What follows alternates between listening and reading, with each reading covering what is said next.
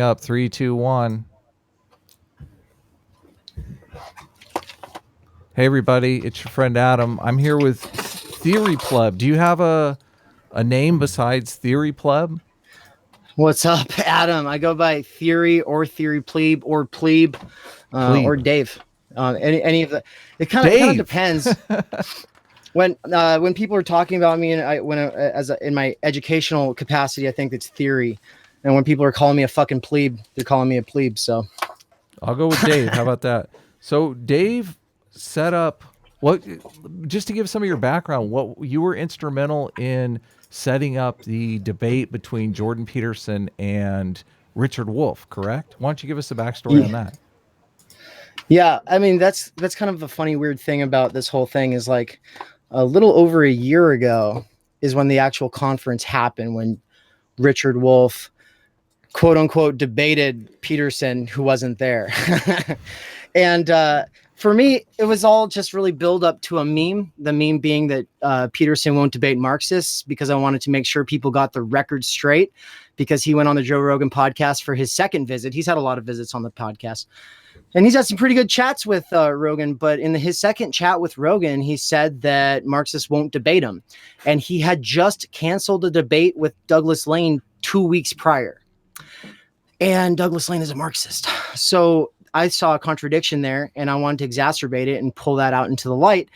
And the thing is like, you know, we had to wait a couple months because supposedly they were going to reschedule, but Doug couldn't get that rescheduled. And then finally I was like, well, Doug, what's the deal? And he's like, well, he just says I'm too small. I'm not a big enough podcast anymore. And he's too big now. And I'm like, so he says that Marxists won't debate him. Then he says that, and that you're too small. Okay, so then I got a hold of Richard Wolff, you know, because I bring speakers to campus as a function of a few jobs I've had. So I kind of know how to do that backdoor stuff, kind of reaching out and proposing things. So I was like, Wolff, if this guy, who he didn't know at the time, he didn't know who Peterson was. I was like, you're a big time Marxist, right? Like, you're an academic, you teach this stuff. So would you be willing to debate him on this? And at cost, like that's a really important key factor, at cost. And he's like, yeah, I'll debate him at cost. And I was like, okay, but if he won't debate you, will you speak in lieu of a debate at cost? And he's like, yeah, I'll just do that anyway. And I was like, cool. So then we proposed it to Peterson and Peterson's people. It wasn't Peterson directly. So there's a little bit of plausible deniability that comes with all bureaucracy. And but the message was, well, we won't do it for less than $50,000. Wow. And I was like, wow, 50,000. Come on, Peterson, like come on. I mean, yeah. So, and honestly, I think that the meme that he wouldn't debate for less than 50K is why he finally went for the debate with Zizek. But the fact is Zizek had already said, and I was there when he said it, because I met Zizek that year. Zizek said, well, I won't do it for less than 50,000 then. Really? So I think they both got 50K out of it. Well, they probably made a lot more than 50K a piece. Yeah. Just, I mean, the tickets they were selling were, I don't know, they were probably like $200 tickets. So, and they live cast it. Go ahead. I'd just like to introduce myself. I'm Steve. I have a channel, Rivera, pretty new. I was asked to come in last minute as a mod because the serfs weren't able to make it. So I did want to clarify, after the introductions, what we're here to talk about, what the position statements are, and specifically how we wanted to have that conversation. Okay. So how about you do that setup work, and then we'll answer your questions about how we want to. Because I already saw your questions, so we'll answer those in our introductions. How about that? Yeah, sure. I just think it's important to kind of agree on how we're going to have the conversation. So, my channel is named Rivera because I believe truth matters, and Rivera is truth matters in Latin. And if we agree that truth matters, then if we notice a contradiction in each other's opinions, we should try to figure out what that is so we can get closer to truth. I couldn't agree more. To start off with, do we agree that truth matters? Or is that the goal of this conversation? The motto of my channel is truth always wins. It should anyway. We should strive for it. All right, cool. Sounds good on paper. Adam. Hold on a second. Are the Marxists calling me idealistic? Come on. Irony of ironies here. says the trans. I'm not calling anybody anything. I'm just asking if truth should be a value we care about. Yeah, Yes. fair. Yes. So, I'm not calling anybody anything. But if we agree on that, now if we're going to be debating Marxism versus capitalism, which, by the title of the stream, I'm guessing that's kind of the overall theme here, then in order to determine which one is better, we would have to have an underlying value set that we value, that we agree on, correct? Well, first of all, otherwise you have no way to compare the two. Well, I have trouble with the Marxism versus capitalism, because Marx, what is Marxism? The typing is a little trouble. Oh, sorry. Oh, totally. We're totally going to have to clarify each other's positions. So, but Marx believed in like capitalism would lead to socialism, and socialism would lead to communism. I don't know what Marxism is, how Marxism figures into that, because I believe that Marx was correct in that capitalism would eventually lead to socialism and socialism would lead to communism. I just think his idea of how that would happen was grossly incorrect. Okay, well, you're talking to the right person, because Dave over here has his their masters in critical theory, so he's the guy to talk to about that. The person to talk to about that. But yeah, so I'm not going to be too involved in the conversation. I just want to make sure you guys agreed on what my role should be. So the goal, as I understand, is just a good faith conversation. So I'm going to be mostly staying out of it. If somebody says something that the other person disagrees with, my understanding is you're allowed to interrupt them as long as it's not overdone. If you ask for 30 seconds or so of uninterrupted time, you can do that. That's fine. Does that sound fair? Just Yeah. conversation. Yeah. Great. All right. Thank you for stepping in. Thanks for moderating. Yeah, you bet. Yeah. Absolutely. Glad to be here. Appreciate it. Yeah. For all of you small time people who are looking to hone your skills in debates, go after Rivera. Rivera's always looking for trouble, so that's a good time. But it's not like a, oh, debate me, bro, fuck you kind of attitude. It's more of like a genuine, like, striving for truth. And he's got a background coming from, evangelical conservative, stuff in the past to being where he is now. So that's all an interesting story. Go check out that channel. That's my endorsement for that channel. But what up, everybody? I am Theory Plebe, Dave, they, them, YouTuber who got deplatformed 2 months ago off of YouTube. I got terminated for copying and pasting in comment sections, literally just saying, hey, y'all, just so you know, just because CNN and the Washington Post is taking over and they don't care about alternative media anymore, doesn't mean there's not lots of great stuff that you can look into. And so I was linking like alternative news sources that have my lefty biases. And, I think that they're important to check out. And I got literally like terminated for that because they thought it was spamming. And, Markiplier's community, like 200 people in his community got terminated for the same thing, but they got reinstated because he's a big YouTuber. So for me, the last year of building up, I make lots of video essays and stuff like that, teaching philosophy and critical theory, something I just got a degree in. It means a lot to have just lost that community and everything that I've been building over that time, because I put a lot of work into my content. And now I'm in the middle of a move, and I'm on the tail end of a campaign that I've been doing for the last 10 days to raise some money for my campaign. So I am making my personal plug here. And we'll touch on it more later, but I'm going to write my first shitty book, and I'm asking for some people to fund my campaign. And in return, you'll get a copy of my first shitty book. And no one else gets a copy of that except for the people who are helping me, because I'm writing it to a limited audience.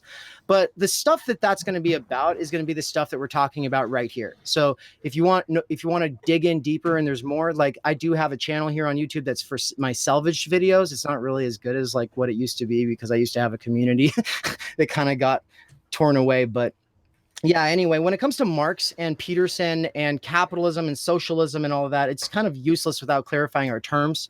Marxism, for me, I don't really know what Marx said. He's not a Marxist, right? Famously, because what does that mean? It's an ideology. It's people it's adhering to something ideologically speaking. And the goal of that project in the first place was to approach things scientifically. If you're doing things scientifically, do you really need to idolize figureheads? For me, no. But at the same time, I think Marx is one of the most important theorists in the history of philosophy. right alongside Aristotle and Machiavelli. So, I mean, specifically in terms of political thought. And I don't know. I don't think Adam would disagree that he's important. But for me, my Marx is not the Marx of the Manifesto. Mine is the Marx of Estranged Labor, Wage Labor and Capital, and the 3 volumes of Capital and the Grundrisse. So it's all these other big theoretical books. But we can get into all that shit later. Theory. Thank you for having me on. I am non-binary. I don't normally dig into that and really unpack it, but I do want to say that it's very ironic how some people's brains turn off when they don't like identity politics, and then they assume that I must be such an SJW because I'm non-binary, and then their brains turn off so they literally can't hear the ideas I'm talking about. I'm not here fucking like pushing ID pole down your throats. Try to just like listen to the ideas, you know what I mean? Because I have like over 3,000 negative comments on that video where I introduce Wolf, and they're all like Peterson stands, like talking shit. Oh, I was taking this seriously till I saw that you had a bow in your hair and shit like that. So it's like, come on, folks. Like, I hope that the more mature parts of your audience will be the ones that are stepping forward, talking, and not the less mature side. So do you want to put your argument forward? No. First, I'd like you to explain how. Well, what put me on your radar as someone that you wanted to debate, because you're the one who reached out to me. It wasn't just because of the Peterson. Well, was it Faraday Speaks? Because it was like that day that you reached out to me. So I can't say that I recall, because I believe I reached out to you maybe 4 months ago, 5 months ago. I mean, it was quite some time ago. So I don't remember. Yeah. I generally reach out to people. I was doing debates once a week, so I blasted off a bunch of emails to a bunch of different people, and I think you were included in there. So, but I generally enjoy debating Marxism because, I mean, I don't know if you saw the debate I had with Vosh. I brought up the book. Who's typing? Steve, you're typing loud. Can you mute your mic? Thanks.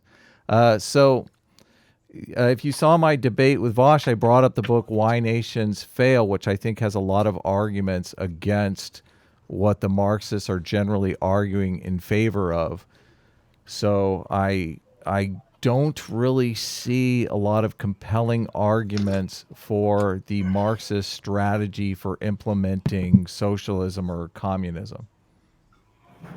Right. But in your long-term plan, you kind of have similar goals. Is that right?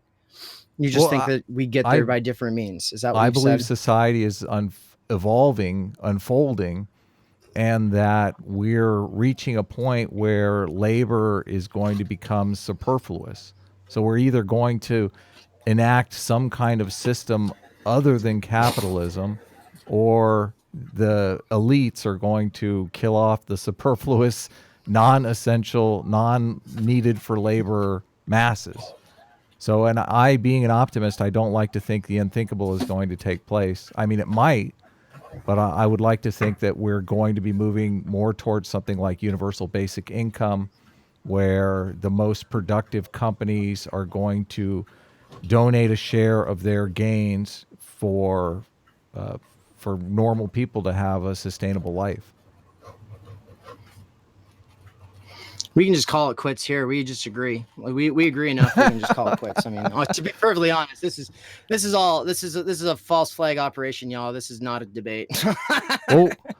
Well, I mean, except that Marx said that, though, right? Like, Marx said that. So that Marx was concerned about automation, not because he was like, oh, technology and science is getting better and that's bad, because he wasn't a Luddite. But he, the story of the Luddites are, these are people who were being displaced by machinery. They got angry at the machines and would try to destroy the machines. And Marx is like, I get why you're upset, folks, but the fact is you can't really blame the machines. It's not the machine's fault. It's the fact that these machines are replacing you and you're being thrown to the side and you have no protections as a worker, as a wage worker.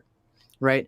And so for me, it's always been about those worker protections and who's gaining by the progress of science and technology. Why is that? Why is the gain being limited to a few? Right. Well, but I do see a problem, because I see a lot of the Marxist type advocating for revolution. And if you're advocating for revolution, you're putting yourself in a situation where the elites may just do away with the superfluous masses in because that would revolution would threaten their stability and their power in a way that a peaceful transition through something like UBI wouldn't. So that's one of my. I feel like a lot of times the Marxists are doing their own movement a disservice when they advocate for violent revolution. Yeah, I have my disagreements with some people sometimes when it comes to that, because for me, I'm not for violence. I'm not for nonviolence. Both aid the state and capital in their own ways. Contextually speaking, it kind of depends on the situation. A lot of times violence is not really a choice. It's kind of forced on an area. Because when you've got no bread on the shelves and it's literally the fault of, like, I don't know, some bureaucrats in an office somewhere. It's like, yeah, it's not a choice of whether or not there's going to be an uprising. The question is who's going to be a part of that, who's going to win out in the ideas and under that kind of pressure. And to me, the scary part is that, generally speaking, it is fascism that it can take off a lot easier than something that can actually really get to the heart of the problem. Reactionaries in general, it doesn't take as much, to me, it doesn't take as much under pressure to get a bunch of people on board with you chasing the strangers out of a country, right? And blaming all the problems on them.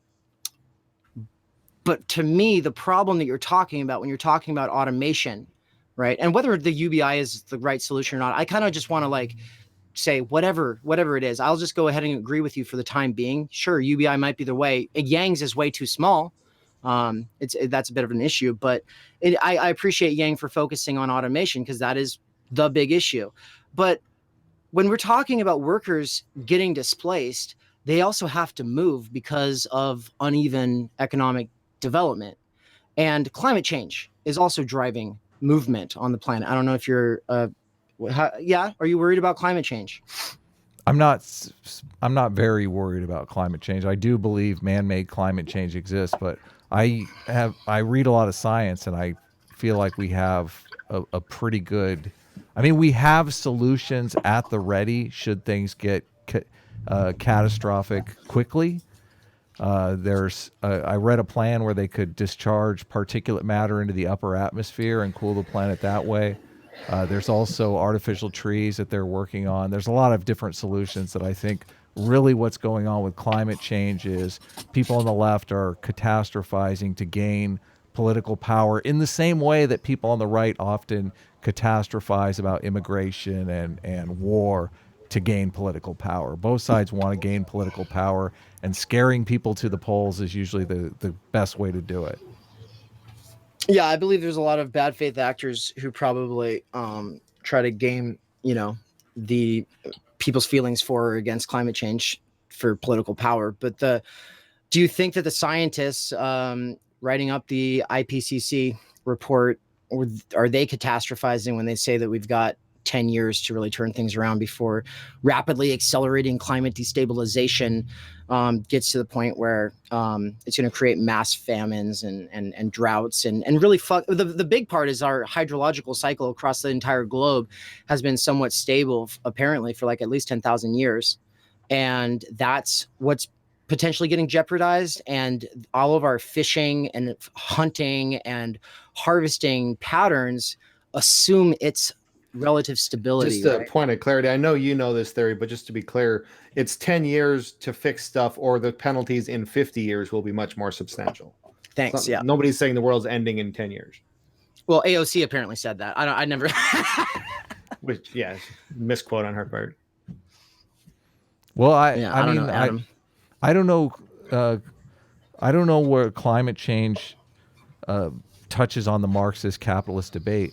I'm curious though, because we started with Marxism versus capitalism, and I made the distinction between, Marxism laid out this idea that capitalism would lead to something called superabundance, and that superabundance would lead to something called socialism. And socialism was an intermediate stage between capitalism and communism would be like a stateless society. I don't know if we'll ever make it to the stateless society, but it seems like we're on the verge of something like socialism, since we're talking about UBI, and UBI is kind of going mainstream. So I'm curious where you're at. Like, what do you, when you're advocating for something called Marxism, what exactly are you advocating for? As a person who teaches philosophy and theory, which is really just a way of saying that I'm a geek for it, and I mean to continue nerding out to it for the rest of my life. I don't really consider myself to be a professional or anything like that. I just say it in the sense of like Marx is indispensable because of the critique of political economy and what that does to the history of philosophy.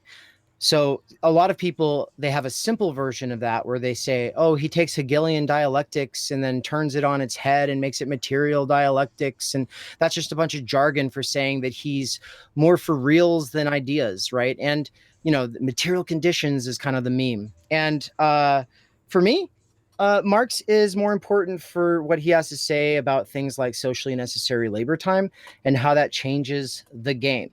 Also, what he has to say about the division of labor and how that changes the game. And some of the insights that I've gotten from him are indispensable. So when you say climate change, is that separate? You know, how does that really factor into Marx? It's fundamental to me because ecological abundance and resources are something that the economy has always assumed, and from classical economists to neoliberal economists alike, the tendency is to assume those things in a vacuum, to assume that the economy happens separate from what's called the externalities. That's why they're called externalities, but that's nature, or unpaid labor. So there's all these forms of stuff operating in the background that are presupposed by the economy, but and then the economy gets treated as though it's like this neutral zone where there's an equality between equals able to trade and buy and sell labor and commodities. But the nature that it's presuming to be able to do its thing, those resources are being depleted the whole time. And you know, so then there's the other meme: you can't have infinite growth on a finite planet, right? That's incorrect. We could have infinite growth on a finite planet. Yeah, is knowledge is. You want to get off planet? No, knowledge is infinite. I mean, yeah, sure. Our economy is a knowledge-based economy. It runs on reconfiguring resources and new patterns. How many patterns can you there's infinite ways to configure finite resources. So I agree with ideas not being a zero-sum game, and there's always new ways to stack but property and the division of property, it doesn't seem like there's more and more of it, right? Well, and it doesn't seem like there's more and more wealth for most people. What happens when you build a skyscraper? You're creating property. Do tell me. You're creating property. That's exactly what you're doing. You're creating property. But you're using resources that have been strip mined from elsewhere, right? So you've stacked up one really shiny, nice building at the expense of another area that's been essentially desecrated. I mean, that's fine. I'm not like a hard, like, oh, we can't, use nature. We can't exploit nature. My basic point is that mainstream typical economics doesn't really take very seriously the natural resources it has to assume. That's all my basic point is, right? And we either have a future where we learn how to be renewable with those resources, or we're not going to have those resources. There's the other options of colonizing other planets and asteroids and stuff like that. And I think we're both we love to put on our future hats, and that's all fair and fine. But also this planet, I would argue, matters. and the main thing about that destabilization of the climate, not just the climate, but just rising levels of pollution, is that it's a driver of movement, right? And so that's something that I talk about a lot, is like, it's my real issue with ethnostaters. It's like, I'm fine with, it's like, oh, you want to, in theory, talk about how you don't want to be washed away or whatever. And it's like, okay, but do you understand like the importance of the freedom of movement?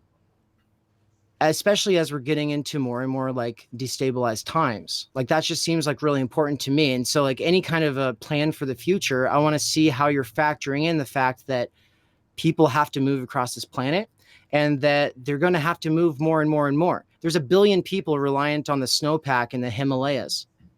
1 billion people reliant on that snowpack. And so people were saying for a while that snowpack was dwindling, and that now they're saying it's not. But if it was dwindling, that's 1 billion people would have to be on the move. So someone in the chat want to get to the bottom of that one, go for it and link the sources or whatever. I don't really care. The point is, it's just like, that's an example of the radical kinds of shifts in human migration patterns that can occur.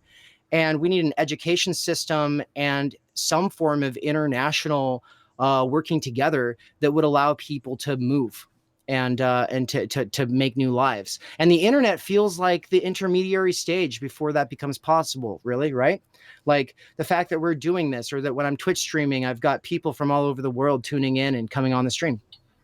Like this technologies should be making it easier for us to move into a future where we're able to move around easier. But, instead, it seems like a lot of people online want to focus in on old arguments, which is where I will agree with you most of the time when you want to push back against what you're calling Marxists. So a lot of Marxists do use language still from the 1800s, and it doesn't really pertain nowadays all the time. Like I'm kind of skeptical about class thinking sometimes, but that's not really what's important to me when it comes to Marx. What's important to me is socially necessary labor time, and why I would say that basically ruins the analogy you use in your critique of Richard Wolff's critique of Peterson, where you say that we are able to go out into the market and sell our labor freely.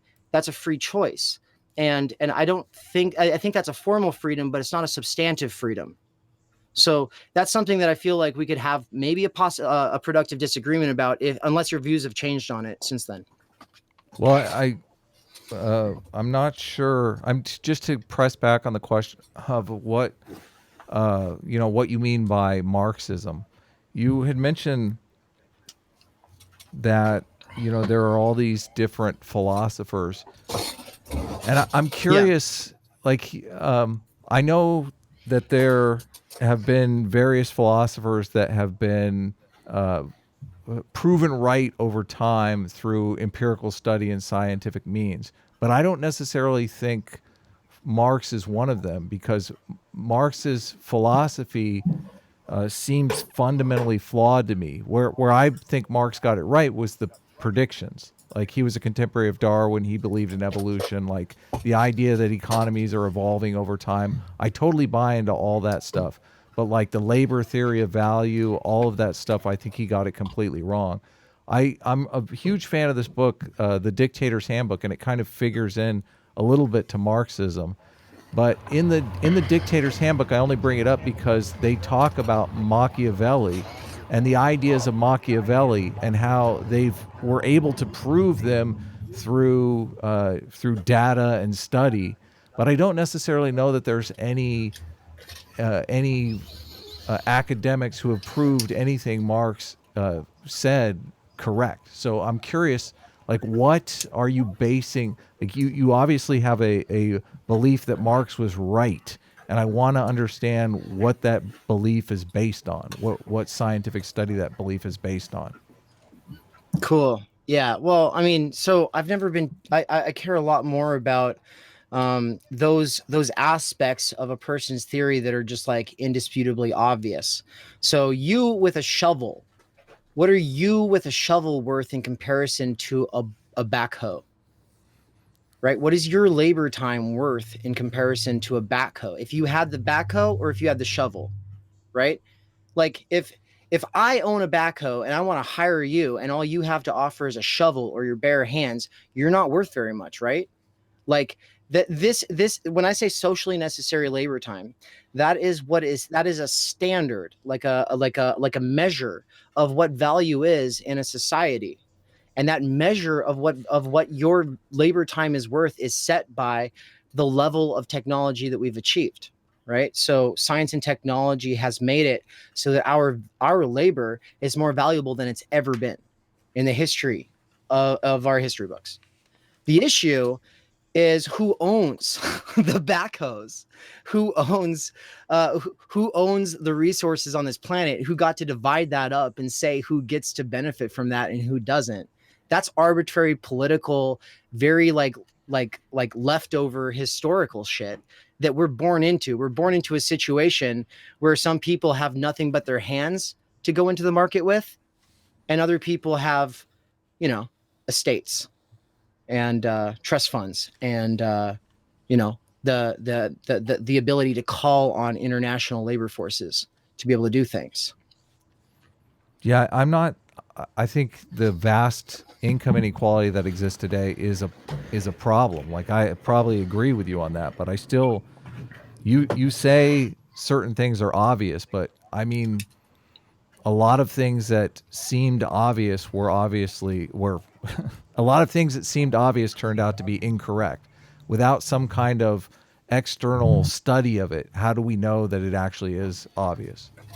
Right. I would like us to just take a second and now that we've kind of broached the topic and talked back and forth a little bit, if we could try to define our positions a little bit better so the audience can kind of better understand what we're disagreeing on. So if we can get a definition from each person of your position, what you think we should be advocating toward. It sounds to me, and I don't have a whole lot of experience with your content, Adam, I apologize, but it sounds to me like you kind of think the way it is pretty decent, but we can make some tweaks, maybe kind of a sock dem. I don't know how you would portray yourself politically. Whereas theory can say what he's for and what disagreement he sees so far. I'm not Let's really try to summarize our positions and define our positions for a second. I'm not much of an advocate. I am a seeker of truth, and I feel like when you dip into advocacy, you often bias yourself in ways that you can't find the truth. So I'm not really advocating for any position here. Right. I'm not saying you have to label yourself, but if you can just describe in a few sentences, like the broad arc of what you think we should be doing as a society. Right now, there's a battle between the elites, and the elites have the power. And there are several elites that want to move towards universal basic income. They want to move towards restructuring the economy in ways that value human activity over property. I would throw my lot in with those people. I think it's the most peaceful way to transition. I know people disagree with me, but I think human labor is going to be less and less needed, and there's really nothing that we can do to avoid that. I think self-driving cars are going to change the game dramatically, and that's on the horizon. That's going to happen in 5 years. A lot of people don't seem to understand that. So it's a huge issue. And, you know, I appreciate that you will keep highlighting that issue, because that is probably one of the biggest issues. But it does seem like the issue is like the burden of proof is being put on me to argue why Marx is still relevant when he hasn't been objectively proven true by any of your standards. It's like, well, I mean, what does it mean to be objectively proven true when, well, okay, he called automation. He predicted automation. He predicted that automation is going to displace workers and create a growing pool of what he called the standing reserve army of the labor force. Like, that's the unemployed. Aldous Huxley predicted automation too. What's that? Aldous Huxley predicted automation too. So, I mean, it's not just, the prediction is not that big a deal. Right. Well, and personally, like the issue is for me, like the reason I study him is to see what applies now still and what doesn't. Nothing's changed about automation. Nothing's changed about alienation. Nothing's changed about the fact that I still have to go into the market with nothing but my bare hands to seek loans and to pay rent and to exchange my entire future for wage labor, for wages for my labor. Like that's a system that you're born into, and other people just are born into it where that's not the situation at all, right? And the person is that person who has to sell themselves for a fucking song in the market. You think that person's going to matter as automation's rising? And I guess the biggest issue with UBI, I said we can just kind of use it as a stand-in, but my fundamental concern is that money isn't enough because money can be taken away, it can be added. What we all have a stake in this thing, and we all need to have some kind of a basic claim to it recognized. And that, I think that comes with access to opportunities that aren't necessarily unlocked just by giving us some more cash, right? Like, but I mean, I see the call for it. I see the point for calling for it, but there's got to be something else besides UBI versus full-on bloody revolution. And I'm not out there calling for a bloody revolution. I'm just saying that Marx is relevant for showing us why we can't just look at economics as this neutral zone where we're free to barter our labor. No, right? I would never Like, call it a I feel neutral like- zone. What's that? I would never call it a neutral zone. Obviously, economics affects the political system. They both are intertwined. So let's most of the most why of they're the so intertwined? I mean, capitalism assumes the institutionalization of property relations in a very specific organization, and it requires the enclosure of the commons. Right, like capitalism didn't just come because capitalists were just better at competing than feudal lords. It came because they won parliament, and in winning parliament, they were able to close out the commons, meaning that people were evicted from land that them and their families had always lived on and always had access to. And it's that dispossession of the commons that's like the original sin of capitalism. That's literally what gets everybody tripped up in the first place and forced to have to go out and sell their labor. So you can't go do it yourself. And also technology has gotten to such a point that it would be kind of silly of you to do it yourself because we've got factories to do half that shit. So would you call yourself more a critic of capitalism or an advocate for socialism? I'm a Bernie stan. I think I'm like, yes, I think that Bernie Sanders is onto something, but that's because Bernie's doing the best job speaking to and getting people concerned about the issues I'm most concerned about. I'm not saying that he's the messiah who will solve all of our problems, but he's getting people talking, and he's also showing everybody how blatant that mainstream bias actually is, which, you know, was an important lesson that most of us learned in 2016, but some people apparently didn't get the memo. So are you advocating for socialism or are you a critic of capitalism? In the space of this debate, I'm a critic of capitalism. Okay. Yeah. So that's Yeah. fundamentally, I think that's the biggest problem between the Marxists and the capitalists is you can't just criticize capitalism without offering some kind of solutions. And I mean, I honestly think UBI is like is one of the best solutions to a lot of the problems that you're talking about. But I don't necessarily know. I mean, what are your stances on things like private property? One of the reasons why I tore into Richard Wolff so badly in those videos is because he's advocating. He's not only a rabid critic of capitalism, but he's advocating a replacement that's just laughable. What's the laughable replacement that he's advocating for the folks who didn't? Well, he is saying that if you want, all businesses need to be collectively owned, and that if you start a business, that business will be owned by the workers as soon as you have 3 employees or more. And that's just no one would be incentivized to start a business under that paradigm, and then you wouldn't have any kind of creative destruction. You'd run into all kinds of problems. You wouldn't have innovation. You wouldn't have capitalism leading to socialism. Yeah, I feel like that was Vosh who was arguing that, you know, you arbitrarily draw the line at 3 people or 5 people or something. I remember that was a thing that kept coming up. And for me, it's like I guess there's been like this little explosion of socialists or whatever debating people in the last year on Twitch and stuff like that, where it seems like worker co-ops is almost always where they go and focus on. And that is Wolff's focus as well. And the fact is I don't see how that's much of a solution without some kind of an international, at minimum, something akin to international trade sector unions, right? It would have to be something that protects. So, for instance, coal workers. There's coal workers in multiple countries. They get fucked over if we switch away from coal. And they should be able to have a seat at the bargaining table with all of the other trade sectors, where if they're being displaced by other trade sectors that are going to gain from their displacement, then they're going to be protected, but not just in the US, but in any country where the workers who are doing coal are affected. In the same way that you are a YouTuber, I'm a YouTuber, we're all YouTubers here. We have more akin to one another as YouTubers. We could have a more productive conversation or enjoyable conversation just talking about the creation process itself, than we would maybe with someone who does a trade that we have no idea what they're doing, right? So I think that like workers have a solidarity with other people who do the same kind of work.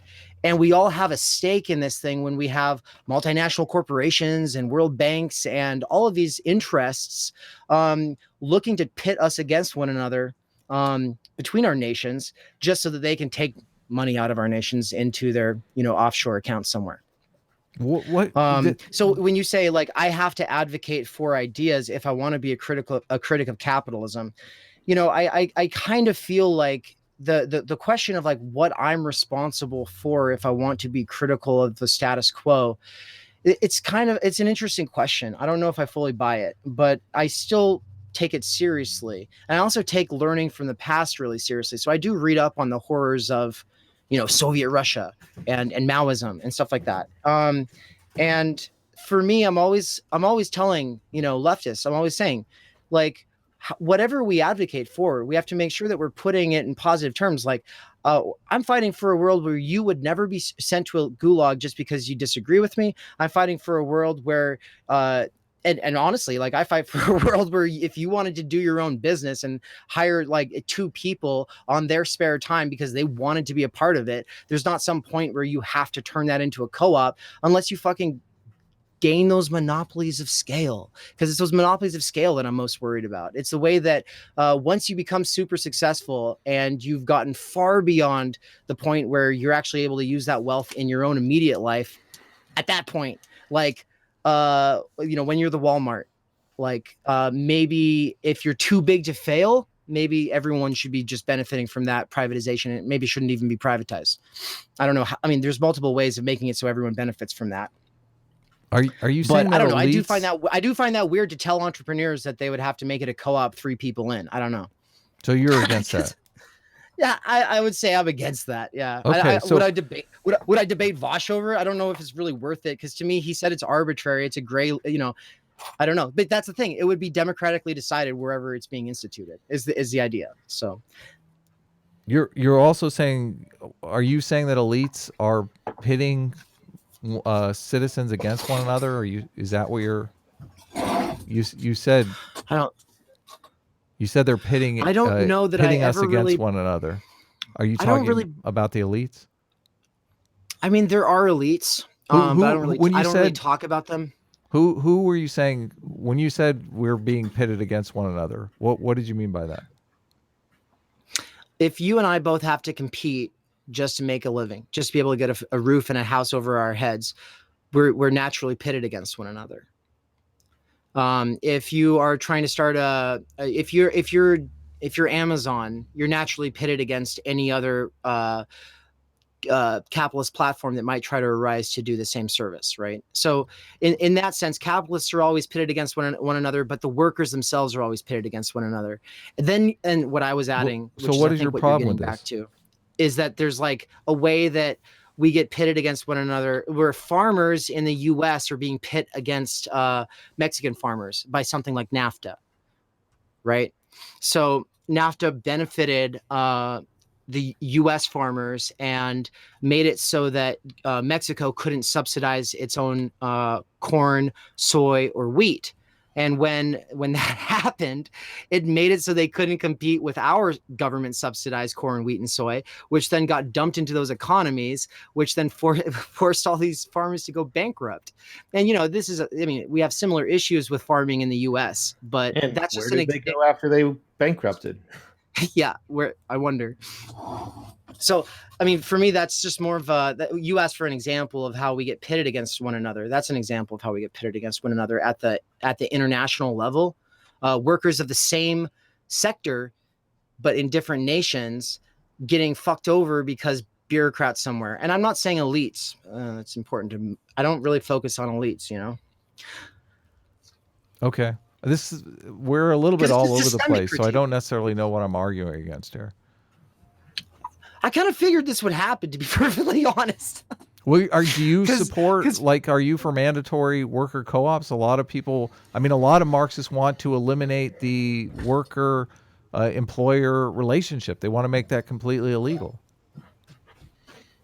At some point, it sounded to me like theory was concerned with monopolies of scale, because when a company gets big enough or a billionaire gets rich enough, they have a lot different form of power than at smaller scales. So do you want to clarify that some theory?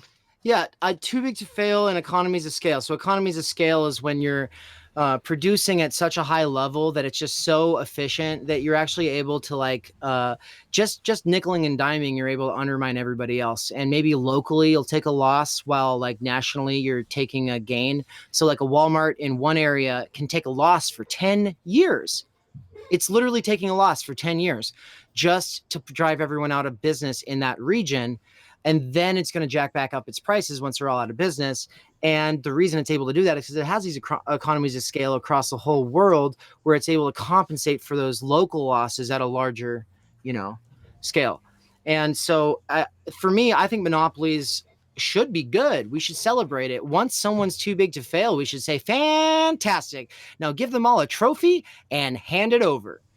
Because at this point, you know, like the monopolies, like your cable company or internet companies, you know, that they all agree to stay out of one another's lanes and not compete with one another, which is how they're able to keep driving the prices up while they're throttling us. You know, monopolies like stop creative destruction, though. How do you facilitate creative destruction if everyone has a monopoly? Did you say Did you say stop creative destruction? What yes. does that mean? Yeah. Well, if people have a monopoly, people tend to go into rent-seeking mode. They don't develop new products. They just live off of the old products. You don't get creative destruction, and then your economy stagnates. Other economies around the world will be developing new technology. We'll get behind the 8 ball. Next thing you know, China has an AI, and we got nothing.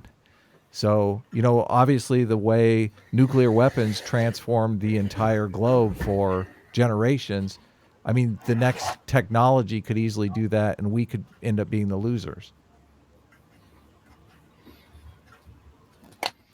Right. And we're at this point right now where it seems like I want to say that we need to be able to incentivize innovation and create creative problem solving. And that the possibility of becoming a millionaire isn't the only kind of driver that can cause that, and that any institutionalized monopoly can find ways of incentivizing that. It's not necessarily the only way. I'll give you that. Yeah. But if you have 100 innovators in your society that are going to be influential, and 80% of those innovators are driven by the profit motive and the promise of outside gains, and 20% can be incentivized through altruism, like the Marxists tend to want to put forward, you're still going to have an economy that's only running at 20% innovation as opposed to 80% innovation, because you've locked these people who are greedy bastards who only want to do it because they're going to be rich beyond their wildest dreams. You've locked them out of the marketplace.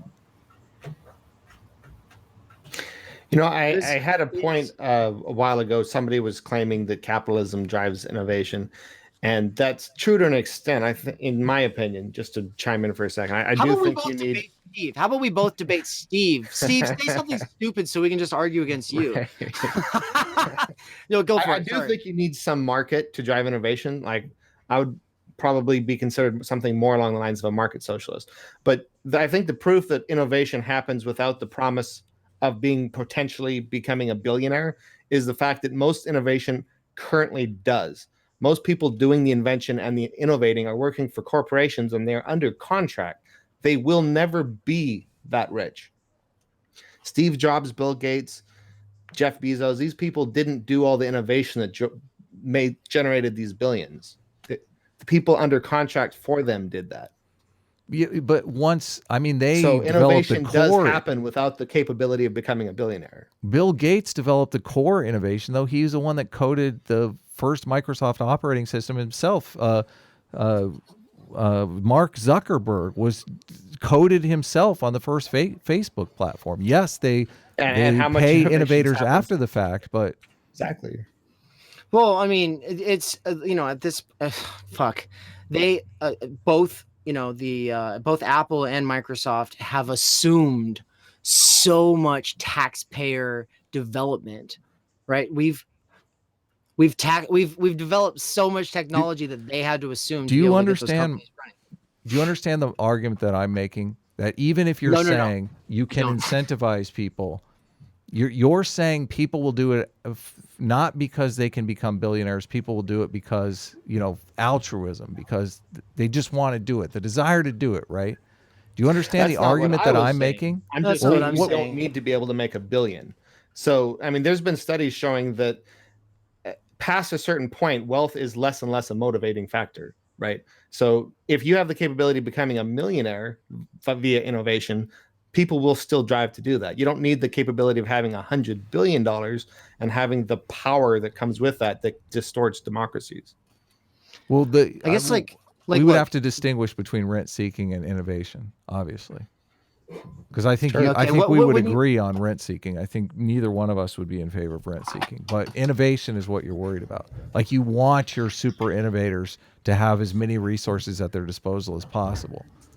But I see that the division of property is obstructing that. And let's use a little example. Whether it's Apple or Disney, innovation? Both. Well, okay. So let's be clear. I'm not talking about personal belongings. I'm not talking about private being property, able to have a house, owning a business. I'm talking about a handful of people who didn't even build the damn factory owning the factory, right? And that factory is property, but it's not just property. It's the accumulation of past labor. Currently, we live in a situation, and this is how I would describe what most people would call capitalism, even though I don't really think that capitalism and socialism, these are ideological signifiers, right? People make their identities around these words. Our society is a mixture of these things and of these ideas, and of these forms of organization.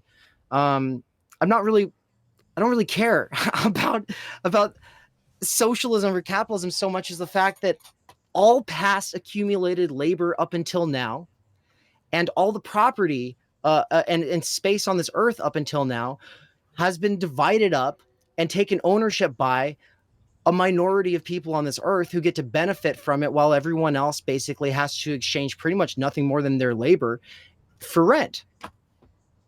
Like that's the issue. And income inequality is the issue, is what you're saying. I just more wealth inequality. It sounds like income is just the money. You have. Okay, wealth and inequality, either one. Yeah, because I don't see capital or money as the same thing, and I don't see price or cost as the same thing, and those are really important distinctions for me that I get from the critique of political economy, right? So money. Let's use the price versus cost example, right? Like, if you get a $70 ticket and I get a $70 ticket, it's not the same. It's not the same. It's the same technical price, but it's a fundamentally different cost, right? For a person who is able to make $70 in a half hour just because that's what they're getting paid, it's very different. It's qualitatively different than the person who has to work for an entire day to be able to pay that ticket. Right. And that just compounds outward in society, a society ruled by equality before the price, but not before the cost. Some of us pay literally our entire futures just to be able to get by. And that's not because they're not motivated to work. I would say that they don't have creative outlets most of the time in any serious way, because they've traded so much of their time, energy, and attention in the future away that they're not actually able to build on their own inner talents or form meaningful connections with their communities. See, this is where I really come in to where I say, like, anybody who more or less thinks that we can just keep up with the status quo and make minor changes as we go, I say the burden of proof's on them, because I need them to be able to show me how how the future they're fighting for, how we're going to be able to transition into a future where we actually have more time, energy, and attention for loved ones and for developing our own personal talents. I don't see that labor being freed up by automation, because the gains from automation are being privatized by smaller amounts of people. Didn't we just talk about UBI? Well, I mean, because UBI is not really like having ownership or stake in something. You give it to us and you can take it away like later, you know? So, and it's also, it doesn't really deal with I mean, are we talking about what with the United Nations? Well, we're talking about, let's say hypothetically, within the US alone. Let's talk hypothetically about a UBI that's enough to live off of for two people to live. Like, maybe you can't rent a place by yourself, but you could get a roommate, and between two of you, you've got enough income to keep a roof over your head. I mean, that's a good thing, right? Yeah.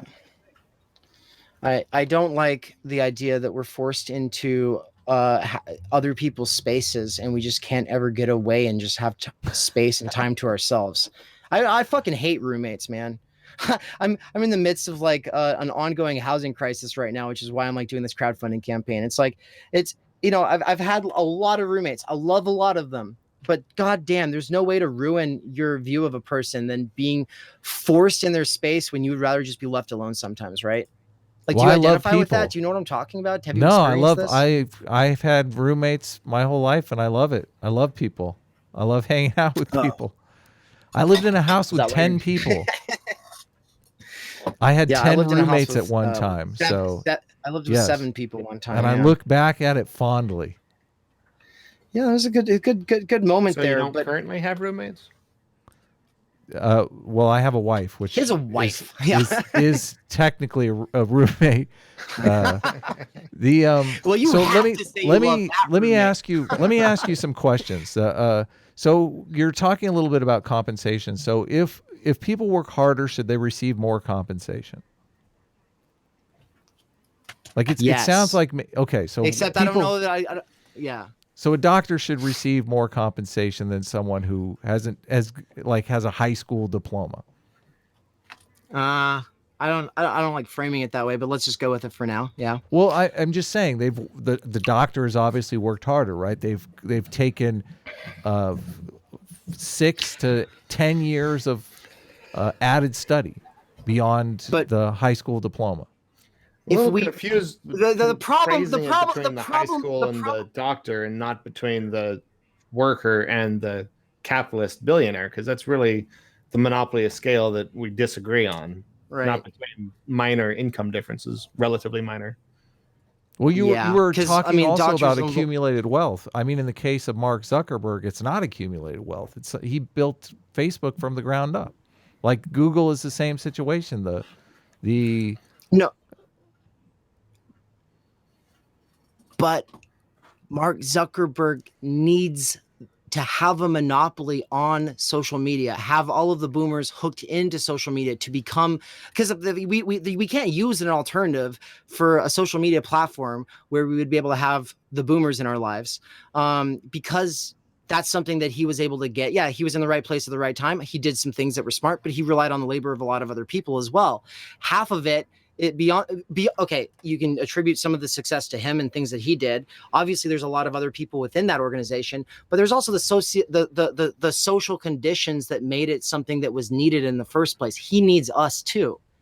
And Facebook's getting ruined by exactly what platform capitalism does over and over and over again, which is, so there's a book about this. It's written by Nick Cernicek. Nick Cernicek wrote a book about inventing the future in UBI. You'd probably enjoy it. I don't know. But this book was called Platform Capitalism. And it's not like, I hate platform capitalism. It's just him saying, okay, so what is this new beast? What is this new thing that we're all dependent on? And so platform capitalism is when you have, it's like Amazon, it's Uber, it's Google, it's, Facebook. And basically the business model is what's called the growth before profit model, where the investors are gambling at the shot to win a monopoly, which is to say they're gambling on the hopes that we'll all become dependent on it, and become dependent on it in a way where no one else is able to compete, right? And once they achieve that, then they've got to start bringing back in that's when the profit motive comes back in heavily. So at first, so the growth before profit means you give everything away, bring in the profit later, which is kind of like the idea of Walmart taking a loss in a local area, blah, blah, blah. But it sounds fine, right? Give it all away for free up front.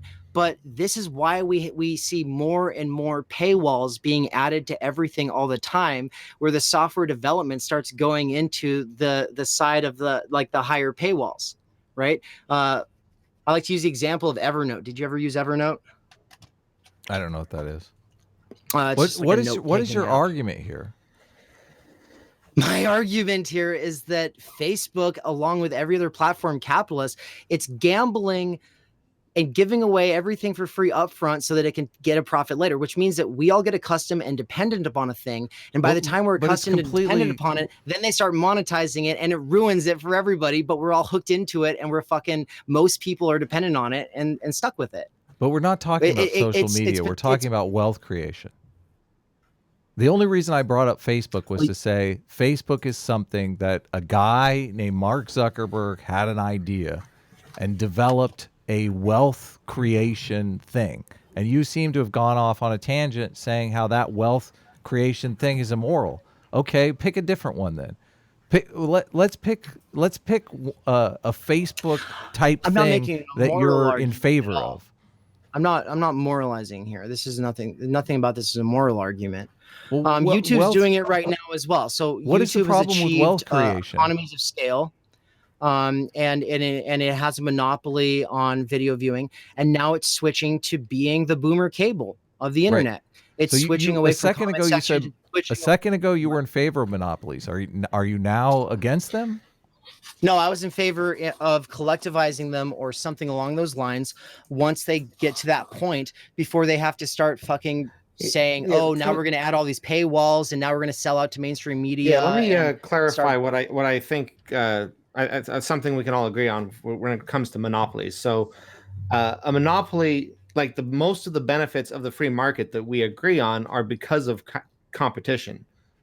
So, but there are some areas where a monopoly becomes necessary because it's more efficient.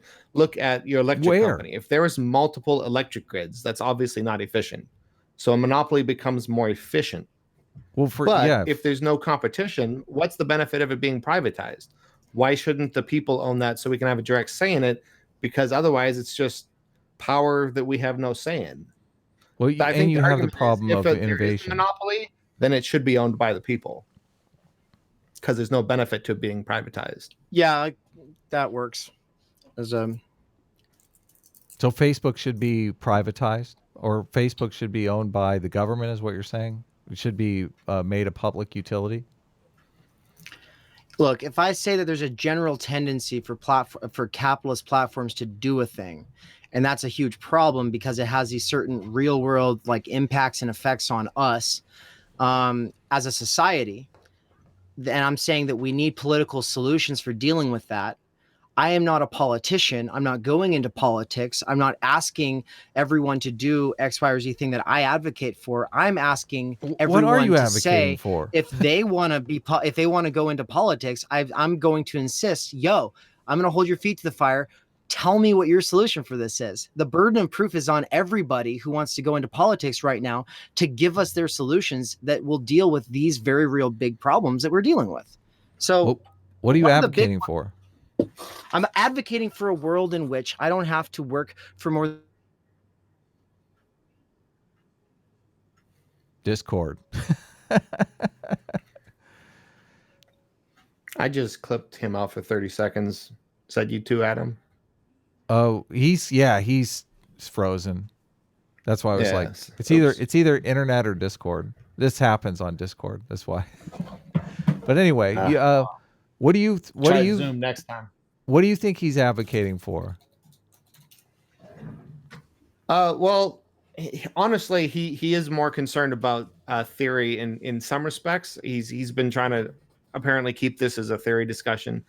And I would love to have a discussion with you. I love debating and discussing, and I tend to keep things a little bit more rhetorically simple because I think there's a lot of benefit to that.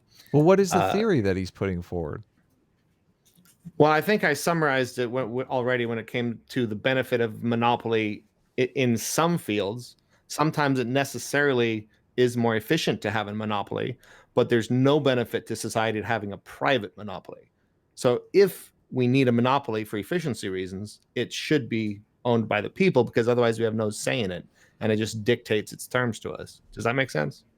Yeah, I mean, the only argument that I've heard in favor of monopoly is like from it's in the book 0 to 1. It's by a radical libertarian.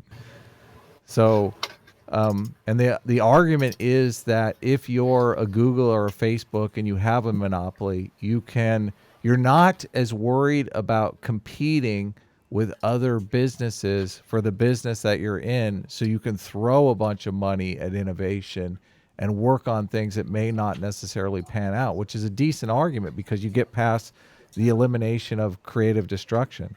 But I don't know that it necessarily counts in the case of any other business other than a tech business. So, well, the example of utilities is another one. There's no sense having multiple layers of infrastructure. We don't need 2 road systems and 2 telephone systems and 2 electrical grids, right? Right. That's just inefficient. So but that's why we have ultimately a monopoly, because it's more efficient. But ultimately, in those areas, generally monopoly bad. Agreed. It's just if a monopoly is necessary, and I think you can make the argument that for social media it might be, because we don't want to all be on 100 different social media things. Yes. Yeah, that's another place where it seems obvious that you want everything under one roof. Like a fax machine isn't good unless everyone has a fax machine, which who has a fax machine these days? But even the monopoly case with telecom, I mean, that utility was eventually replaced by cellular technology. So, what up, folks? Sorry about that. My computer restarted and now I'm boomering out. I'll just need a sec. All right, no worries.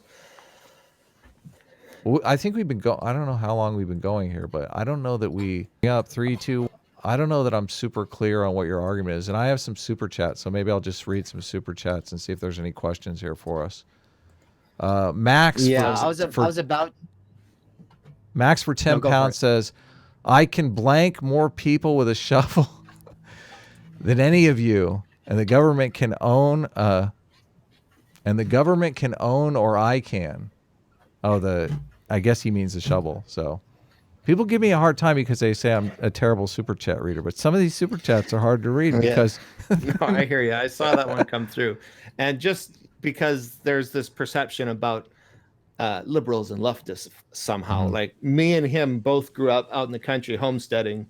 I know how to handle any kind of weapon you want to mention. I dug a basement out with a shovel. So I've put in my dues. Good I was for in you. Construction for decades. Good for you. We know about how shovels work and how backhoes work. I would take the backhoe any day. Like the right power tool for the job. This is why it's personal for theory, because we spent a whole summer digging by hand, and then my dad got a friend who had a backhoe the next summer, and I was like, man, you're never going back. We wasted a summer. What? You're never going back. Yeah, automation's the way. Max for 10 pounds says, "I am working class and pissing my money away writing this, so lol." Sorry, where is the bread line? I think that one's aimed at you. Versing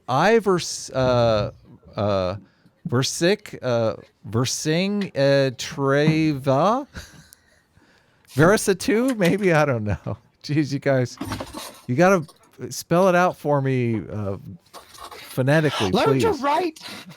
Life isn't a video game.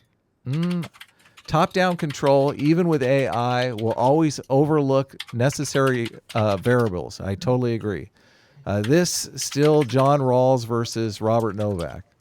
This is still John Rawls versus Robert Novak. So you want to elaborate on that? Go ahead. Well, all I said was that no, it's not. Do you want me to elaborate on? Well, okay. Are you a big fan of Rawls? I don't really read much philosophy, so I only know Machiavelli because the Dictator's Handbook guys talk about it. Hmm. Well, I think Machiavelli is one of the most important philosophers, without a doubt. And I think that nation states do operate along the lines that he talks about. Like, you have to make a decision as a sovereign to rule with a heavy hand or not.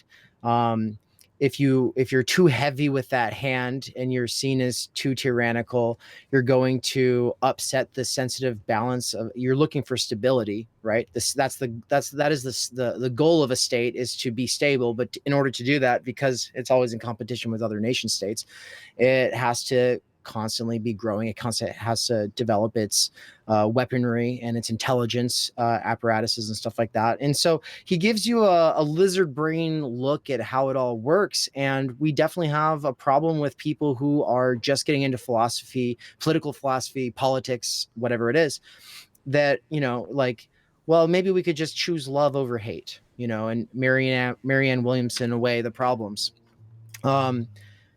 Which, I think she's a sweetheart, but we have real, like, dilemmas thrust upon us as a result of being born into a world where it's already been subdivided, and the resources and the wealth have been allocated to some, and you're fucking worthless and you just have to trade away your entire living existence just to get by, is already in place. And that's the game you're born into. And the whole point with John Rawls is like the idea of the natural lottery, right? Like, you were born into your position, I was born into my position. Depending on what our positions are, they're different. And the way the society is organized is going to be more beneficial for some in some positions than in some in other positions, right?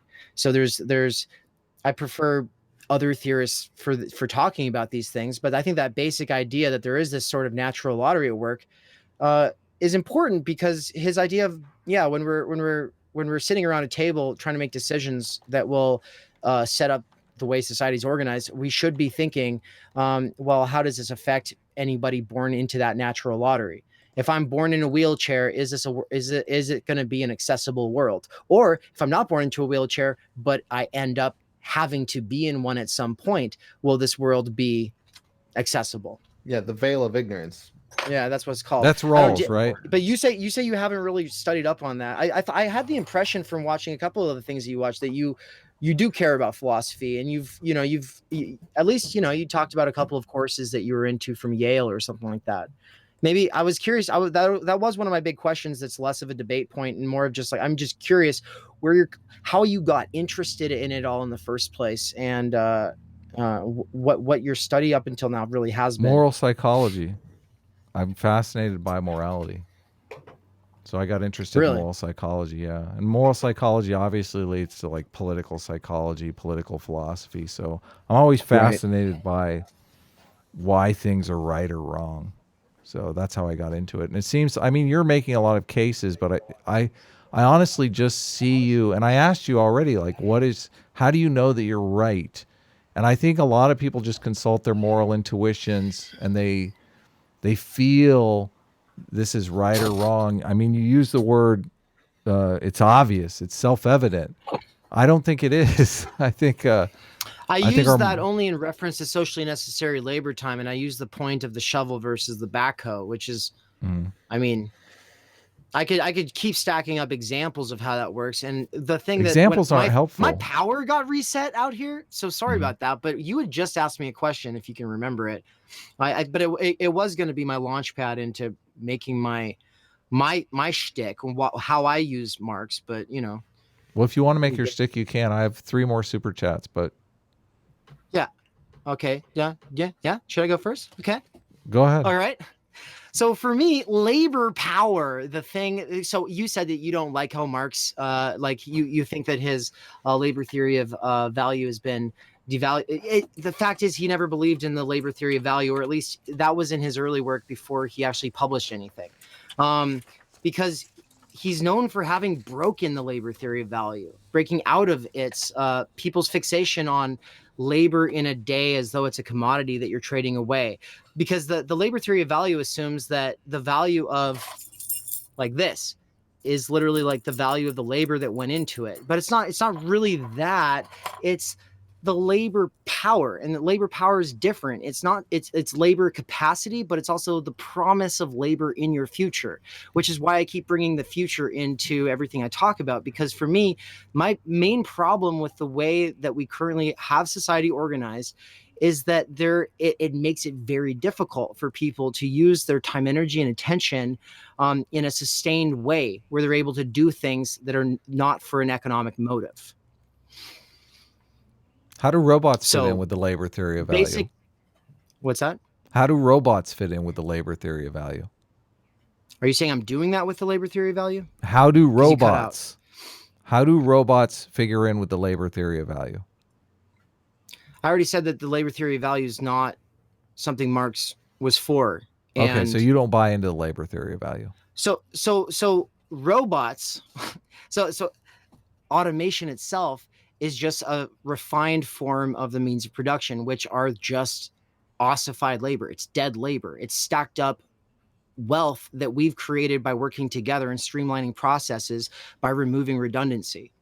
Like, that's a fantastic thing, right? If we all pool our labor strategically, we can eliminate a lot of the bullshit, a lot of the mundane bullshit. But we also, in a sort of sense, gut real roles people used to have. People, the Adam Smith uses the example in The Wealth of Nations because, he was very self-aware of some of the problems here. The saddle maker used to have their own place that they lived at. Yeah, every year they had to make a few saddles for the feudal lord, but they also got to make saddles for their friends. They got to make saddles that they could be proud of. The saddle was a fruit of their own labor. They saw people riding around on that saddle. They were known as being a saddle expert. You're saying they had a better life. You're basically making the argument that this way of living is better, but aren't you just consulting your moral intuitions and just making an assertion based on no evidence? Yeah, that's why I wanted to start with a discussion of what values we're trying to agree on, because the morality shouldn't be based on intuition. Yeah, so it should be based on fact. I usually say that morality, and either one of you can disagree with this and clarify your position, but I think the fundamental value is the aim of society should be to maximize well-being from behind the veil of ignorance. And for the most people, obviously. Maximizing well-being for society from behind the veil of ignorance. Yeah. Yes. Yeah. The greatest well-being for the greatest number of people. Right. From behind the veil of ignorance, because otherwise you can you now you have a lottery where people have to volunteer to give up all their organs obviously. We're on the same page. Yeah. Okay. Yes. Cool. Yeah, we don't want a Soylent Green type situation where we're eating people. Exactly. So, yes, we want a society that everybody gets. But this is why I would be in favor of something like UBI, because then you have, everyone has they don't have to worry about feeding themselves or shelter. I believe. I mean, the problem if it's just is money. Can't prices go up? Yeah, see, I don't know about that. I kind of like Bernie's plan to guarantee housing and guarantee healthcare, because now you're not reliant upon prices from private parties. But people might want to use that money not for housing, but to start a business. So that's why I'm people more in want to favor. start a business while they're homeless. I don't think people that's have. People definitely have. Yeah, but people also are innovative without people are also innovative and collaborative and well-adjusted social creatures, more or less speaking, when they're not being threatened with homelessness and an early death from a curable illness. I don't know. I don't think that the productivity of this is one of those things where it's like you can find an economist to answer whatever you want on this, but it doesn't seem like, I don't want to live in a society where I'm fucking forced to work for some piece of shit and be disposed with as though I'm the piece of shit just because this distribution of property and labor before I was even born onto this planet without any consent from me made it so that in order to have an existence where I could even have any space to myself requires trading away almost all of my life. Well, right? when we were hunter-gatherers, we traded all of our lives for finding food. Let me read another super chat. But this isn't about morality though, and you both cut me off on that. So I'll let you get your in just 1 second. But IV for $5 says, say we have any perfect distribution, whatever it is. If the people are free to trade, they will distribute it, and you'll have to interfere with it. So he's basically saying, even if you make everything equal, the natural trading of individuals will create unequal distribution. Eventually, Who again. said we wanted everything equal? Is my question. Yeah, I don't think anybody said that. So we're in agreement. We're fine with equality of outcome is unequal. Jordan Petersonian lie. It's a lie. It's a lie he puts in other people's mouths. Well, some people do want equality of outcome. Who? You don't necessarily want it, but some people do. Some people advocate for that. I mean, but yeah, I don't want to jump on Google so and search, but I'm sure we could find a blogger in about 15 minutes. It's shoot! Oh, he's back. Yeah, we could probably find someone. You went for the Google search, but whatever crazy shit you can think of, Dave. We can find. There's someone out there. So I know, but anyway, I don't want to straw man your argument. That's not your argument. So. You're picking up on something that drives me just crazy. All right, and it goes like this. You can find a person who will say anything. Yeah, I don't want to straw man your argument. I want you to put your argument forward. I'm not straw manning. But you your can argument. also straw man a broad group, and I think that's what he's trying to say. Sure, yeah, totally. Straw man the left by looking at a couple individuals. Yeah, you cherry pick, not you, but you're defending Peterson. Are you saying but you in effect are saying nobody wants equality of outcome, and that's not true. I'm saying it's his number one talking point and characterization of the left every time he brings it up. Okay. And I don't know any of these people, and I'm very plugged into left tube, so I'm just like, where are they? So you are in favor. It seems like a made up thing, except that you might have found some weirdo somewhere who said it, but it wasn't Marx. That's being put in his mouth. It wasn't Derrida. That's being put in his mouth. It wasn't Foucault. That's being put in his mouth. What is the acceptable amount of inequality then? I mean, what? Well, right now you would have to work at the annual average income in the United States for 3.5 million years to accumulate the wealth Jeff Bezos has. So I think we can agree, hopefully, that's a little bit more unequal than we should have. It's demonstrative that we don't have equal opportunity, which is what we should all agree is the goal. Well, Jeff none of us wants Jeff Bezos is an interesting scenario because, and this is where I think we really need to separate innovators from rent seekers, because I wouldn't classify Jeff Bezos as, he's devoting his money to developing new products and services. He's devoting his money to innovation. He's not devoting his money to rent seeking. He's not building apartment complexes. Is that why he bought the Washington Post? What? Is that why he bought the Washington Post? Well, I'm sure my problem with billionaires isn't when they're I would argue that it's when they're buying our government and trying to influence people. He's trying to keep the government from taking his money so he can devote those resources to innovation. You don't classify Jeff Bezos as an innovator? I think he's one person, and that there's millions of innovators that can innovate without being a billionaire. I've never known an innovator who fucking got theirs. Like we know inventors. Both Steve and I probably know inventors who've been ripped off by bigger corporations. Could Elon Musk Disney has work on a space program going with around taking things that kind were of common and then basic capital that someone in a garage starts with?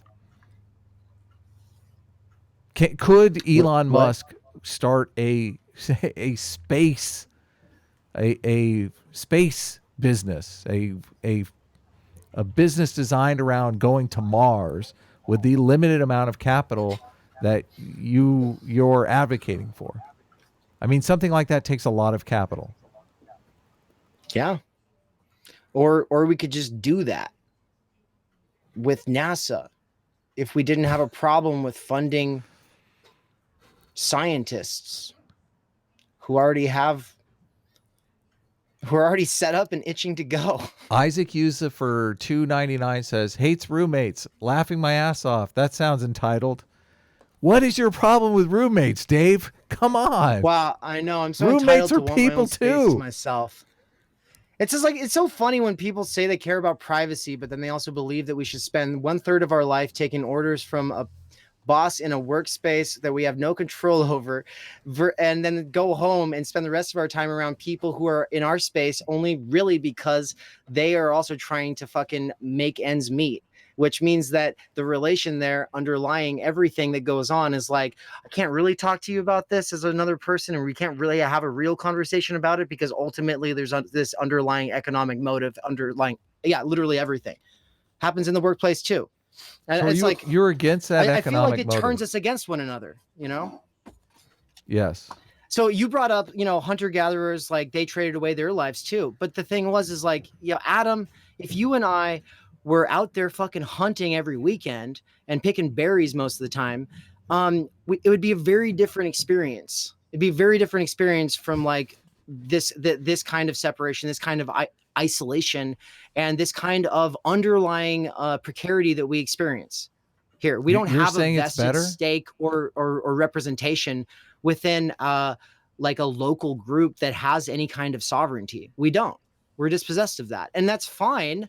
You lose things when you go for a civilization. The question is like, you were saying, so you're saying that people were better off back when the saddle maker was making the saddles. That's your argument. I'm not saying that.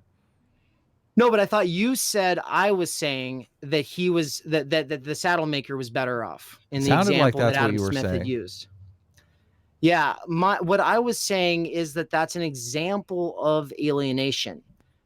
That comes with, I haven't made any argument for or against alienation. No, I didn't say that you made an argument for alienation. I was saying that you were saying that I was saying that saddle maker was happier and therefore we would have been better off under feudal conditions, which now I was clarifying that's not what I was saying at all. I hadn't gotten to finish what I was trying to say about that. I was trying to make a point about alienation. So I realized you didn't say anything about alienation, but I was trying to make a point about alienation because that's kind of my point of entry. And it's why I see so much value in Marx. And it's why I told you that if you were able to do a reading, it would be A Strange Labor, because A Strange Labor is a pretty accessible essay. And I see it as just so much more valuable than a political tract. That's pretty historical. It's historically relevant, but it's hard to translate into this day and age. Why should I read something 200 years ago? Like, don't you think there are people writing stuff today? Why did you read the manifesto? As a historical document, I didn't read it in expecting to find any insight about life. I mean, there are people today that have at their disposal far more resources to discern truth than Marx ever had. Like, why am I going to a document 200 years ago to find out the truth of society? Because there's a lot of points that every philosopher makes that are timeless. But when I say A Strange Labor, though, the point is that I'm prioritizing the philosopher Marx and I'm deprioritizing the politician Marx. Because first of all, he wasn't a real politician, but he did work with Engels to make a political tract, and that's all you've apparently read of him. And I'm not saying I am saying you're not bad, but it is sad that most people only read the manifesto because that they're trying to understand what led to the communist revolutions and all of this, which is like, sure, I guess that makes sense. But if you want to have a conversation with me about why Marx matters, it's Marx the philosopher, and that's my point of entry is alienation. Alienation is when that saddle maker is no longer able to be that saddle maker. They're pretty much in a factory just doing this all day. Automation is going to get rid of that, though. That's going bye-bye. Off of the backs of everything we've done in the last few hundred years of manufacture into industrialization, though. Is the factory worker that no longer has a job because automation has taken his job away from him and he is superfluous? He is useless in society. Yeah. Is he better off? I mean, there's a lot of people. There's a lot of people who are complaining. Disposed of. There's a lot of people that are complaining about the outsourcing of manufacturing jobs. The job that you're talking about, you know, making somebody feel terrible about themselves. There are a lot of people that are depressed as hell that they lost that job because they can't find a job that will sustain a family in the same kind of way. They don't want a service job. They want a dumb job where they sit in a factory and do something repetitive. Like, just because that doesn't work for you, it doesn't necessarily mean it doesn't work for other people. Aren't you making a lot of assumptions here, a lot of decisions that could adversely affect the well-being of people? Like, why do you think Donald Trump was elected? What did Donald Trump run on? He ran on, we're going to bring manufacturing back to the United States. Why do you think people want manufacturing back in the United States? I mean, I think he ran on Democrats suck, you know, and they do. So it's, you know, we're fed up with Democrats. They're annoying. They suck. And we're also sick of these Republicans who are just part of the establishment. You know, manufacturing was part of it, arguably. I mean, people say it's also because he was against PC. It's like people also say it was, you know, there's a lot of these singular things people say he ran on that made him win, you know, and who knows? But you're bringing up a real issue that's a real problem. And I'm not saying that all I'm saying is that when that person's disposed of, once they're cut loose, once they've been replaced, if they don't get compensation for that because they were seen as a short-term disposable resource to be used up and spat out, their labor helped build this thing that made them irrelevant now. That automation stands over and above them as like this alien thing that they don't have any control over and can't benefit from. And you're saying that UBI would be able to solve that. You know, if people had a small enough UBI, then they'd be able to deal with it. It's like, that sounds like a Band-Aid on a bigger issue, though, because that puts us on the fast track to neo-feudalism, where we all have we're all told, well, here's your $1,000. You just have to deal with it. There's nothing stopping rent from going up. There's nothing from stopping the cost of food from going up. So getting some chunk of change that's going to be devalued really quick by the way that commodities adjust their prices over time. I just don't see any way. I don't see any way that that's a future where we have any kinds of serious protections. I never thought I would hear lefties make the inflation argument. It's so funny. You always hear the people on the right talking about inflation. And now now that somebody is proposing UBI, you actually hear people on the left talking about inflation. Well, I'm with you. I don't know. Maybe inflation would get out of control. Like, I'm a truth seeker. Like, society has so many moving parts, it's impossible to tell. But well, I mean, it kind of depends on what the causes of that inflation is, and people will have their arguments. But one thing that we know for sure, and neoliberal economists seem to agree with this, according to the classes I've taken anyway, is that when you have commodities in a market, and then prices can fluctuate or whatever, but once the competition really kicks in, the prices get reduced to the cost of their production.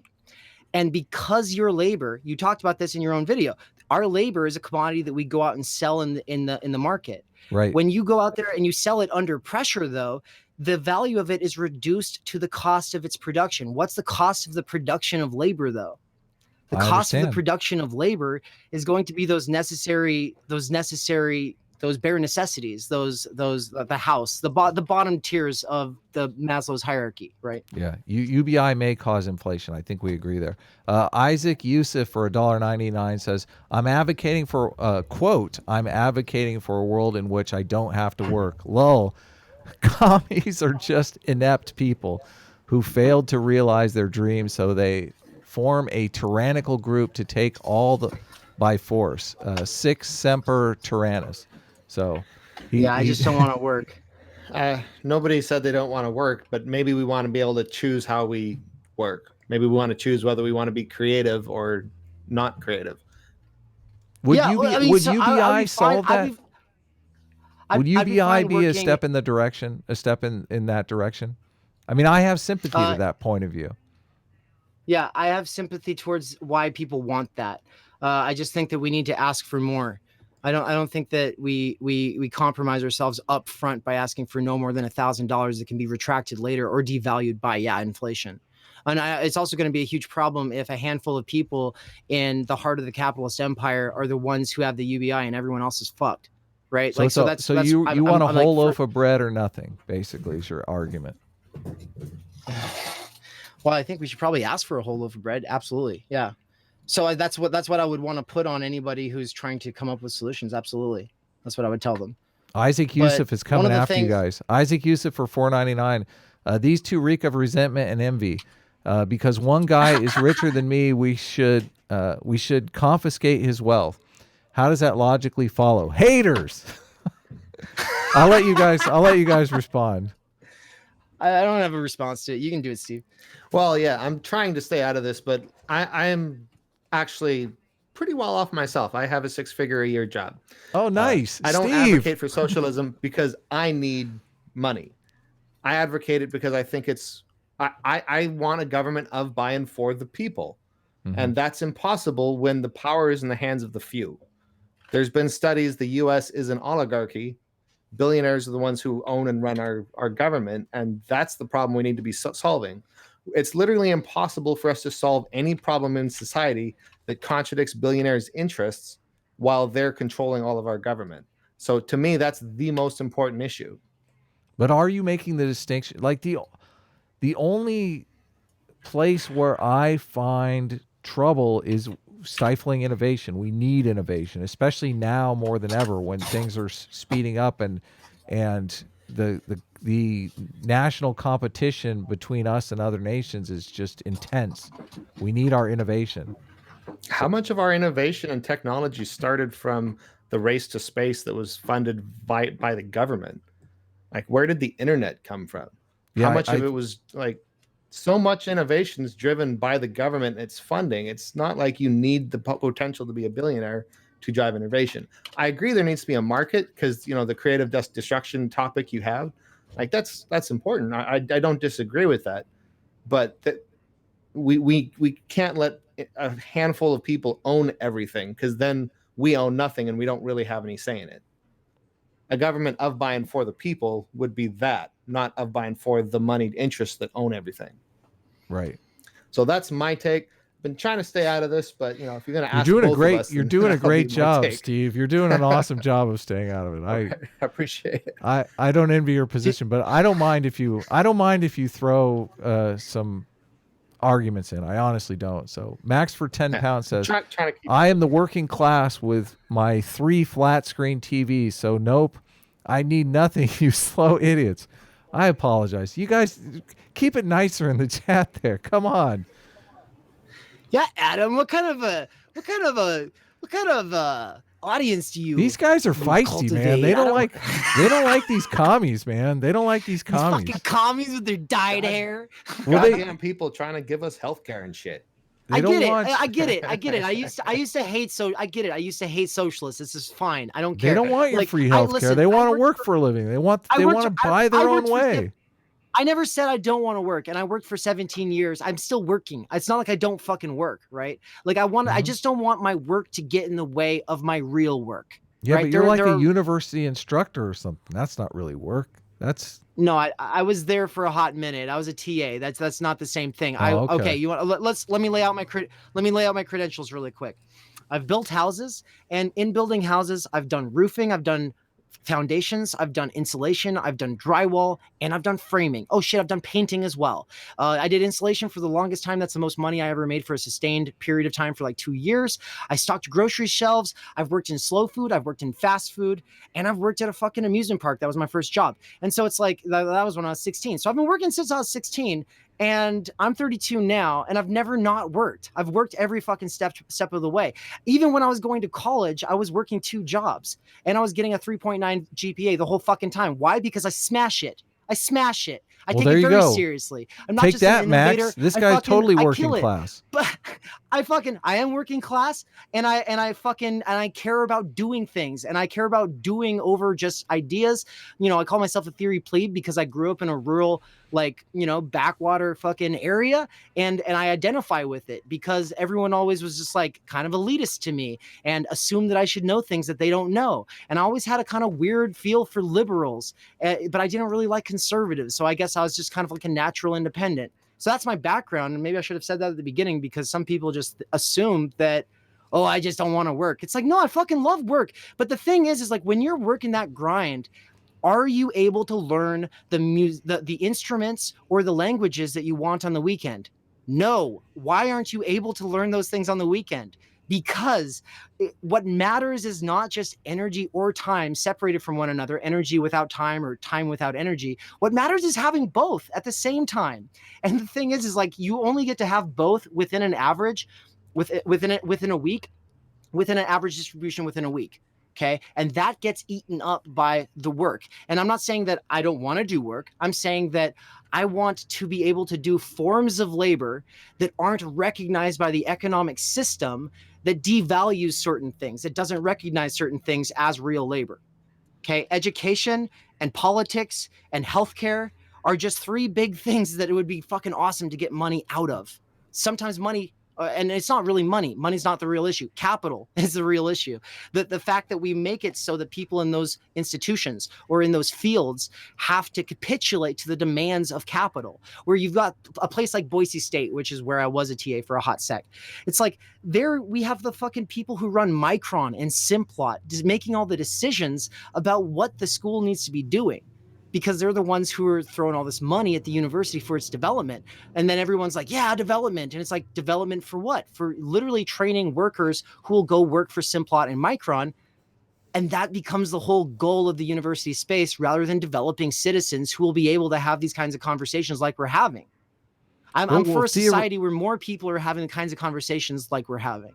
And I think that instead, more and more people are putting that brunt of responsibility to have these kinds of conversations on figureheads like us, because they aren't able to develop those capacities very much themselves, because whenever they find themselves not working, they're fucking exhausted. Or if they have any energy, all they have is a burst of energy with time, but no time with the potential for sustained effort and repetition, which is what's necessary for developing your muscles. It's what's necessary for developing a language or any kind of a skill that requires that kind of effort in a sustained manner.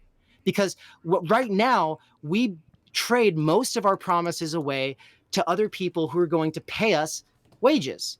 And that leaves us in a situation where we're not able to cash in on promises with loved ones or with ourselves, with our own personal talents, right? So all of my video essays are always coming at things from like the standpoint of like, what do we need to be able to have the conditions to be able to have human flourishing? And like, what are those conditions for human flourishing? I putting it in terms of like, my brother was trying to push me to be like, oh, you need to do, freedom, equality, these things that people resonate with, democracy. It's like, yeah, I mean, sure, everyone has their own definitions of these words and we can get kind of caught up in them. For me, it's just like, how do we sustain the conditions for human flourishing? And if the only kind of human flourishing we're going to recognize is cheaper commodities and GDP, there's important things that get lost because some things can't be commodified very well, right? We do commodify social experiences on these platforms using video and the kind of stuff that we're doing right now. But it's a simulation though. It's a simulation that's standing in for something that we lack, which is time, energy to be able to invest in a sustained way to be actually able to develop our own artistic and intellectual development. If you're advocating for more family time, and it sounds like that's what you're advocating for, why do you need Marxism for that? Because everything I just said is in Estranged Labor and Wage, Labor, and Capital, 2 short essays. And when you read philosophy, everything you read how does Marx help you make that argument that we need more family time? It seems to be getting in the way. Talking about what's getting in the way? Well, if you're coming to advocate for more family time, more time at home with your family, less work time, more money for less work. How does Marxism help you in that advocacy? Because it seems like so many people dislike Marxism that you'd be better off just advocating for that and leaving Marx out of the picture. Marx doesn't make your argument any stronger. Yeah, it's a rhetorical argument. I mean, hey, would I be better off advocating for everything I just said without using Marx's name or language? Because yes. Really, at the end of the day, I can update it with, okay, fair enough. But I mean, doesn't that kind of sound like plagiarism? I don't know that Marx has an exclusive copyright on spending more time with your family. I think people could advocate for that outside of Marx. I think probably Marx isn't the only one that ever advocated for this. Well, why is this a rhetorical argument? If you don't mind me chiming in here, you're saying that using Marx hurts your case. My question would be, why is that? And I think it's because certain interests that oppose the people gaining power demonize his name. And if you changed it up, they're just going to find a different way to demonize it, which they do all the time. Anybody on the left, the establishment finds a way to hate on. Like, the entire media on both sides has an anti-left bias. There's a liberal bias and a conservative bias, but there's no left bias in the media. I feel like that's a whole extra thing that we could get into that might be its whole other thing. Maybe I think we should be. Yeah, I think we should be winding down here, because that brings up so much. But I mean, I agree with that. But it brings up a lot. So. Well, I'm just curious because it seems like your whole argument is we need more family time, which I agree. We all need more family time. That would be great. Like the people who are suffering and not getting a lot of family time are the people who tend to be at the top, because they're the doctors, the attorneys. They're the people who are dropped into this meat grinder of 120-hour work weeks. So. I see you smiling over there, Steve. Are you one of these people? I agree with him because that's not that. I agree with him. Middle class is not the top. Yeah. What's that? Yeah, that's just. I mean, I just wanted to say upper middle class is nowhere close to the top. Right. I've been there, and fortunately, I took a pay cut to have more time, energy. So I went to a position that's less demanding, but the position I had was like 100 hours a week, incredibly intensive. Just to be able to be, 6 figures. And we need to empathize with those rich people. My concern is the people who are using everybody from the high upper class doctors and lawyers to the janitors, and using their labor value and exploiting it and stacking up this massive ownership of the means of production and the land and the property and the automation, and they're owning all this, and we don't get a say in it. And then they're using the profit from that to buy our politicians and fund think tanks and fund pundits and fund media sources that then reinforce that narrative. Yeah, I think we agree there. Yeah. Obviously, they're going to put a thumb on the political scale that can be dangerous or a fist for society itself. Yeah, exactly. But this is what we were talking about the masses becoming superfluous. That's scary. Right, but you don't protect the masses just by giving them UPI, right? Like, how do you stop them from? I'm saying that's not a. I'm saying that would be great in combination. What are the people with the money, power, guns? What are they worried about? The longer you're putting your work into something, the more you should be gaining ownership of it. Like, that's an argument I think I'd be willing to make. Like, if people want to propose some other kind of a solution, then great. But the thing is no social organism or institution should be able to become so powerful off of your own labor that they can cut you loose and say, fuck you. And then that's just put on the taxpayer to have to clean up later. No, it's on the capitalists. And the reason Steve's like making these points about like, well, it's not the doctors, it's not the lawyers. Like, to me, because there's bankers, there's capitalists, and the lawyers and the doctors aren't either one. And then there's landlords. And the thing about landlords and capitalists and bankers is that they love one another and they love owning our politicians. The reason they love one another is because they all keep each other in business, right? Because you got to go into debt with the banker so that you can pay for the place that you need to be able to get a foot into with the rent, because you got to have money up front to be able to do that, which is why I'm doing a crowdfunding campaign right now, because I actually am in an emergency situation and I do need that. And then you got to fucking trade away your labor to the capitalists in it just so you can pay for your rent, right? So Steve, I mean, but the thing is I think you acknowledge most of these problems, and that's why you are basically for the UBI. But when you say, and this is the really important point, I feel like it's the thing that everything comes down to.